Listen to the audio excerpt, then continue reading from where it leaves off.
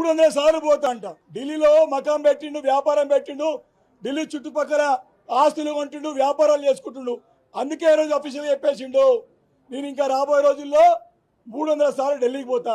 ఇప్పటికీ 40 సార్లు పోయిండు. కేంద్ర మంత్రి చుట్టూ తిరిగిండు, ప్రధానమంత్రి చుట్టూ తిరిగిండు. రూపాయి వస్తలే అని చెప్తున్నాడు. ప్రధానమంత్రిని ఎదుర్కోలేక ఇక్కడ కేంద్ర మంత్రి కిషన్ రెడ్డి అడ్డుకుంటుండని చెప్తున్నాడు. ఇది ఆయన చాదగాంతనం. ఇక్కడనేమో ప్రధానమంత్రి మంచోడు, పెద్దన్న అంటున్నాడు, కానీ రూపాయి వేయలేకపోయింది. ఇప్పటి వరకు సమాధానం చెప్పలేకపోయిండు. ఈరోజు చాలా క్లియర్ గా బీజేపీ కాంగ్రెస్ యొక్క అనుబంధం బయటపడ్డది. బీజేపీ ఎమ్మెల్యేనే పేపర్ స్టేట్మెంట్, ఓపెన్ స్టేట్మెంట్ ఇచ్చిండు.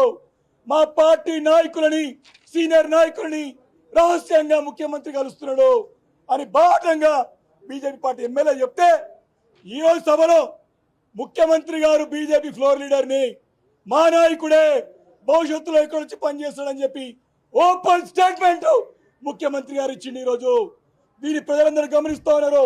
ఏ రకంగా ఈరోజు ఢిల్లీలోనేమో కొట్లాట, గల్లీలోనేమో బీజేపీ కాంగ్రెస్ దోస్తి మరొకసారి బయటపడ్డది.